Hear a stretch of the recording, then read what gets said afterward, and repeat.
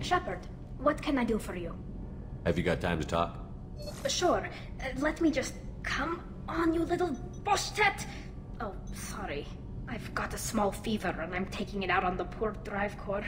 Don't worry, it's nothing serious. Got sloppy while doing some suit repair. I never understood how you get sick from non-Quarian germs. We don't, really. Turian germs are the only ones with any chance of affecting us, since we share amino acid chirality with them. What we experience is actually an acute allergic reaction. How exactly does the sickness work? It's an allergic reaction? Right. Say I get exposed to a human disease, like...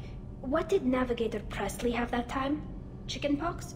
I wouldn't get chickenpox, but I'd run a fever as my system reacted to the foreign presence. Depending on where it hits me, I could get other symptoms. Nausea, vomiting, everything you'd expect from being sick. How did you get sick this time? I took some fire in a fight back on the Allerai. Nothing serious, but I needed to open my suit to check the wound.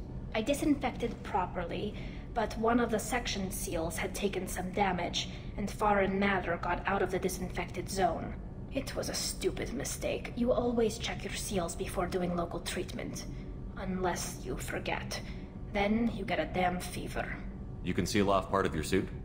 Right. Like dropping emergency doors on a ship during a hull breach. It won't stop an infection that gets into my bloodstream, but it prevents a surface infection from spreading. Were your immune system stronger before the Geth drove you from your homeworld? Not as strong as those of most races, definitely. I'm not a biologist, but there's a theory about it. Because our planet lacked insect life, plants developed symbiotic relationships with large animals to spread seeds or pollen. Most viruses on our world were partially beneficial, so our immune systems evolved to be weak. They were more likely to adapt to contamination than fight it. But Quarians colonized other worlds. They couldn't all have been like that. They weren't. Most colonists went through a period of mild illness before adapting to the new environment. When the Geth took the homeworld and our colonies, the sterile environment on the flotilla ruined our immune system's adaptability. Even if we colonized a new world or reclaimed our own, we'd need a long process of bioengineering to recover. I don't know if I could live inside a suit my whole life. We're in our suits even among family. The most intimate thing we can do with another Quarian is link our suit environments. We get sick at first and then we adapt. It's our most important gesture of trust, of acceptance. I haven't trusted anyone enough for that, though, except... well, no Quarians. You know what I mean. I appreciate the thought, Tali, and I feel the same way. But you don't have to prove anything to me. I know. Well, not that I know, but I didn't mean it like that. It's wow, it's really hot in here. It's just that the tradition also signifies a willingness for, intimacy. I wasn't trying to... It's not always like that. It's more...